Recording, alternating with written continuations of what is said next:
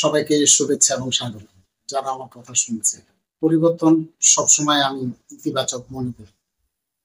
গণ অভ্যুত্থানের পরবর্তী সময় বিভিন্ন রাজনৈতিক দলের নেতৃবৃন্দ এবং রাজনৈতিক দলের কিছু পরিবর্তন হয়েছে। জামাত ইসলামী সে 47 সাল থেকে এ পর্যন্ত তারা যদি কোনো ভুল করে থাকে ক্ষমা চেয়েছে। এই ক্ষমা চাওয়ার যে প্রবণতা বাংলাদেশের রাজনীতিতে একটি নতুন দিক উন্মোচিত হয়েছে। কিন্তু কথা হচ্ছে ক্ষমা চাওয়ার ধরন, ভাষা, বর্ণ এগুলোর দিকে জনগণ অবশ্যই বিবেচনায় রাখে। কয়েকদিন আগে তৎকালীন প্রধানমন্ত্রী শেখ হাসিনার ছেলে সজীব ওয়াজেদ জয় ওয়াশিংটন ডিসি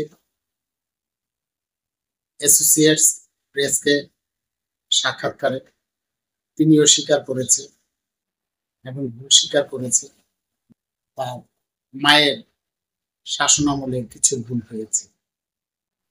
যাক, অবশেষে তিনি ভুল স্বীকার করেছে, কিন্তু কোন এজেন্ডার উপর তিনি ভুল স্বীকার করেছে এবং জাতির কাছে তার স্পষ্ট ভবিষ্যতে করবে এই আশা করে, তাহলে রাজনীতিতে একটি নতুন চর্চা শুরু হবে। সেই সাথে তিনি বলেছেন নোবেল জয়ী ডক্টর মোহাম্মদ ইউনূস আওয়ামী লীগকে যে নিষিদ্ধ করেছে তা তুলে নিতে এবং রাজনৈতিক নিষেধাজ্ঞার কারণে তার মা এবং আওয়ামী লীগের অনেক নেতা ভোটে যাতে অংশগ্রহণ না করতে পারে তা থেকে তিনি নিষেধাজ্ঞা দিয়েছেন। আগামী জাতীয় সংসদ নির্বাচন অন্তর্ভুক্তিমূলক এবং ইনক্লুসিভ অবাধ সুষ্ঠু না হলে রাজনৈতিকভাবে অস্থিতিশীল অবস্থা বিরাজ করে। ভুল স্বীকার করা, ক্ষমা চাওয়া, আমরা মানুষ মাত্রই ভুল হতে পারে, সেখানে শাসকগণের ভুল তো অবশ্যই রয়েছে, কিন্তু আগামীবার বিশদভাবে ব্যাখ্যা করে ভুল স্বীকার করলে জাতি তাদেরকে অবশ্যই অভিনন্দন জানাবে। এই যে ভুল স্বীকার করা যে সংস্কৃতি চালু হয়েছে ভবিষ্যতে বলবৎ থাকবে বলে আমি আশা করি। ধন্যবাদ সজীব ওয়াজেদ জয়কে, তিনি আগামীতে সাক্ষাৎকারে আরো স্পষ্টভাবে জাতির কাছে সেটা খুলাসা করবে। গত কয়েকদিন আগে আরপিও সংশোধন করে নির্বাচন সংক্রান্ত আইন গণপ্রতিনিধি আদেশে আরপিও অধ্যাদেশের খসড়া উপদেষ্টা পরিষদের অনুমোদন জোটের প্রার্থী ও নিজ দলের প্রতীকে করতে হবে। তার মানে হচ্ছে যদি জোটও করে, অনেক সময় দেখা গেছে ছোট ছোট দলগুলা বিরোধী দলের সাথে তারা জোট করে বড় দলের সেই প্রতীকেই তারা নির্বাচন করে। এখন থেকে তা করতে পারবে না, এটার একটা খসড়া অনুমোদন দিয়েছে উপদেষ্টা মন্ডলী সভায়। অধ্যাপক আসিফ নজরুল তিনি বলেছেন, আমি প্রথমেই বলেছি পরিবর্তন সবসময় সুন্দর হয়, পরিবর্তনকে আমি সবসময় স্বাগত জানাই।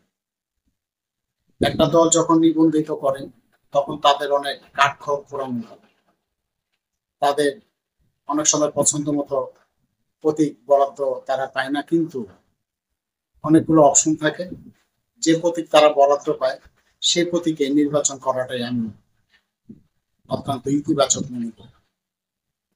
দেখা গেছে যে প্রথম সারির যে নেতাগণ রয়েছে তারা বড় দলের সাথে জোট করে তারা ওই বড় দলের প্রতীক নিয়ে নির্বাচন করে, কিন্তু তার সাঙ্গপাঙ্গরা ওই দলের নির্বাচন করে যে দলের প্রতীক নিয়ে তারা নিবন্ধন পেয়েছে সেটা নিয়ে।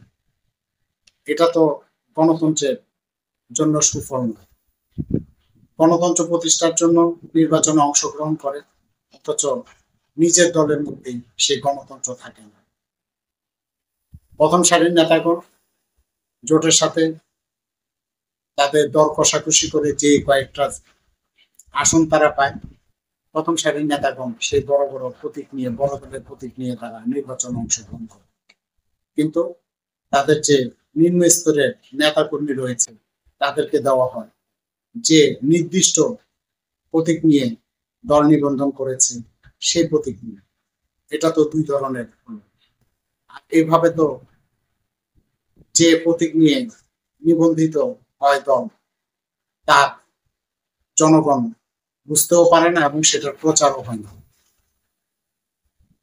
বিএনপি এই ব্যাপারে নাকশ হয়েছে, এনসিপি, জামাত ইসলামী তারা এর পক্ষে রয়েছে। আমি ব্যক্তিগতভাবে মনে করি আরপিও সংশোধন করে যে অধ্যাদেশ উপদেষ্টা মন্ডলী সভায় জারি হয়েছে তা যুক্তি।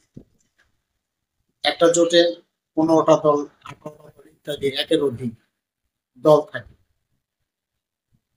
কিন্তু প্রথম সারির নেতাগণ সেই বড় দলের প্রতীক নিয়ে তারা নির্বাচন করে।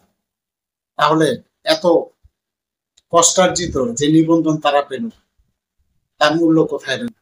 এইভাবে চলতে থাকলে বড় দলের প্রতীকগুলোই জনগণের সামনে উপস্থাপিত হবে, তাদের নির্দিষ্ট দলে সেই প্রতীক জনগণের কাছে আর উপস্থাপিত হতে পারবে না এবং সেটার প্রচারও হবে।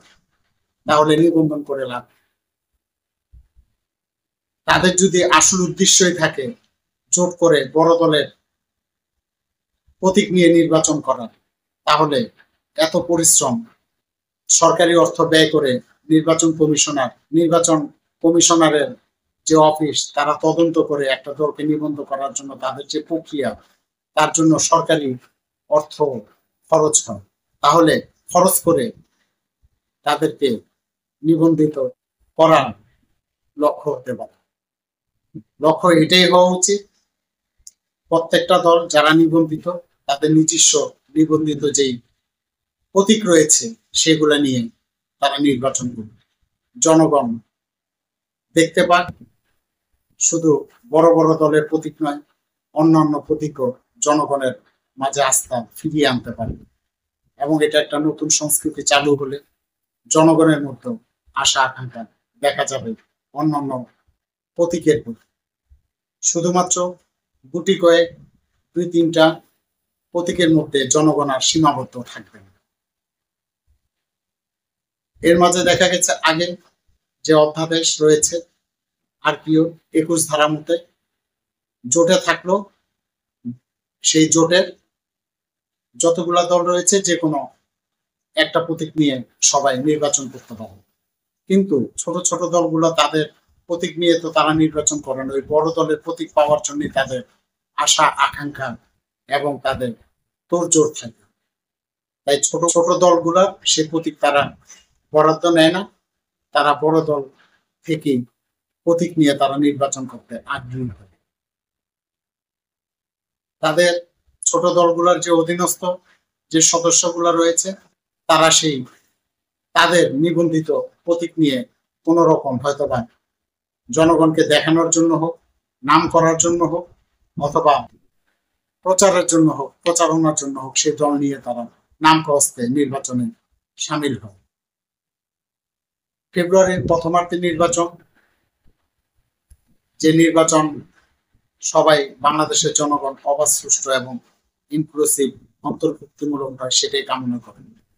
কিন্তু নির্বাচনের আগে মাঠ পর্যায়ে যে সাজানোর দরকার, আইন শৃঙ্খলা উন্নতি, অবৈধ অস্ত্র উদ্ধার এবং বিভিন্ন ধরনের যে কার্যকলাপ, যে আয়োজন পরিলক্ষিত হওয়ার কথা, সেই ধরনের এখনো দেখা যাচ্ছে না। জনাব মির্জা ফখরুল ইসলাম আলমগীর তিনি বলেছে যে আইন শৃঙ্খলা পরিস্থিতি উন্নতি ঘটানো এবং উপদেষ্টাগণকে অবাধ, সুষ্ঠু ও নিরপেক্ষ নির্বাচনের জন্য সবাই যাতে আন্তরিক থাকে তা নিশ্চিত করতে প্রধান উপদেষ্টাকে বলেছে। কিন্তু বর্তমানে ছাত্রদের মধ্যে যে দুজন উপদেষ্টা রয়েছে তারা যদি পদত্যাগ না করে বর্তমান সরকারের সাথে থেকে এই নির্বাচন অনুষ্ঠিত হয়, তাহলে জনগণ সেটা তির্যক চোখে দেখবে এবং সন্দেহের চোখে দেখবে। কারণ তারা না বললেও বাংলাদেশের জনগণ জানে তারা একটা বিশেষ দলের বিশেষ গোষ্ঠীর প্রতিনিধিত্ব করছে।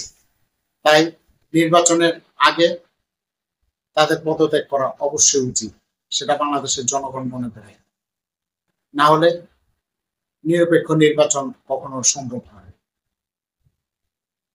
বিভিন্ন উপদেষ্টাগণের মধ্যে ছাত্র উপদেষ্টাগণ ছাড়াও আরো উপদেষ্টাদের মধ্যে তাদের বিভিন্ন ধরনের কর্মকাণ্ড বাংলাদেশের জনগণকে উদ্বিগ্ন করছে। তারা বিভিন্ন রাজনৈতিক দলের সাথে গোপনে যোগাযোগ রাখছে। এরকম উপদেষ্টাগণকে অবশ্যই পদত্যাগের আওতায় এনে ঢেলে সাজিয়ে উপদেষ্টা পরিষদ এরপর নির্বাচন যাতে অবাধ সুষ্ঠু হয় সেই ব্যবস্থা ইন্টারিম গভর্নমেন্টের করা উচিত, এটা বাংলাদেশের জনগণ মনে করে। কিন্তু বাংলাদেশের জনগণ অনেকদিন পর একটা নির্বাচন হচ্ছে অবাধ সুষ্ঠু, সবাই চাইবে যার যার ভোটাধিকার প্রয়োগ করতে ইচ্ছে মতো, তার মনে যেটা চায়, যা তাকে স্বস্তি দেয়। কিন্তু সব দল যদি অংশগ্রহণ না করে এই নির্বাচনে, তাহলে কখনো অন্তর্ভুক্তিমূলক নির্বাচন হবে না। একটা বড় অংশকে বাদ দিয়ে একটা বড় অংশের মতামতকে উপেক্ষা করে কখনো ইনক্লুসিভ নির্বাচন সম্ভব নয়। তাই বর্তমান ইন্টারিম গভর্নমেন্টকে আমি বলবো যে তারা সম্পূর্ণরূপে নিরপেক্ষ থেকে তাদের উপদেষ্টাগণের মধ্যে যদি কেউ কোনো দলের প্রতি আনুগত্য থাকে, তাহলে তাদেরকে সরিয়ে ঢেলে সাজানো হোক উপদেষ্টা পরিষদ। এবং বর্তমান নির্বাচন কমিশনার অবশ্যই তাকে বাংলাদেশের জনগণ সাপোর্ট দিবে, তার প্রতি জনগণের আস্থা যাতে থাকে, তিনি লেভেল প্লেইং ফিল্ড তৈরি করুন, এই আশা বাংলাদেশের জনগণ তার উপর করে। সেই সাথে যে রাজনৈতিক দলের মধ্যে এবং নির্বাচন কমিশনের মধ্যে যে অবিশ্বাস এবং বর্তমান ইন্টারিম গভর্নমেন্টের সাথে যে অবিশ্বাস, যে দূরত্ব রয়েছে, তা গুছিয়ে আনতে হবে। সবাই একযোগে নির্বাচন কমিশন, ইন্টারিম গভর্নমেন্ট, আইন শৃঙ্খলা বাহিনী, প্রত্যেকটা প্রশাসন সবাই একযোগে সমন্বয় সাধন করে যদি আন্তরিকতার সহিত কাজ করে, তাহলে একটা অন্তর্ভুক্তিমূলক নির্বাচন করা সম্ভব।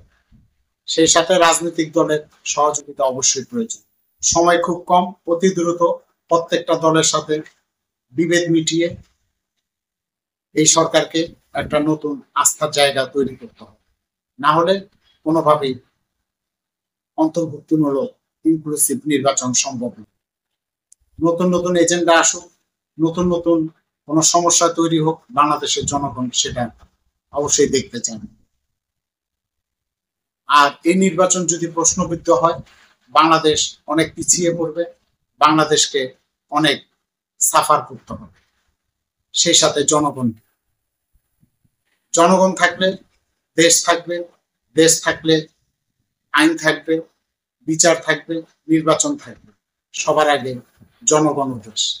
যেহেতু নির্বাচন রাষ্ট্রের জন্য, জনগণের জন্য, তাই সবার সংশ্লিষ্ট ব্যক্তিদ্বয় এই নির্বাচনের সাথে যারা জড়িত, প্রত্যেকের সহযোগিতা অবশ্যই দরকার এবং সবাই একজোট হয়ে সমন্বয় সাধন করে একটা সুন্দর নির্বাচন উপহার দেন জাতিকে, সেটাই সবাই প্রত্যাশা করে। সেই সাথে সবাই যাতে তার নিজ নিজ ভোটটি দিতে পারে, তার নিজস্ব প্রার্থী দলকে সে ব্যবস্থাও করা। কাউকে বাইরে রেখে, কাউকে নিষিদ্ধ করে যদি নির্বাচন হয়, তাহলে অবশ্যই প্রশ্নবিদ্ধ হবে। কোন প্রশ্নবিদ্ধের নির্বাচন বাংলাদেশের জনগণ আর দেখতে চায় না। ধন্যবাদ সকলকে। প্রগতিশীল কর্মসূচি বাস্তবায়ন করতে হবে। সবার জন্য অন্ন, বস্ত্র, বাসস্থান, স্বাস্থ্য চিকিৎসা সুলভ করতে হবে এবং শতভাগ বেকারত্ব দূর করতে হবে।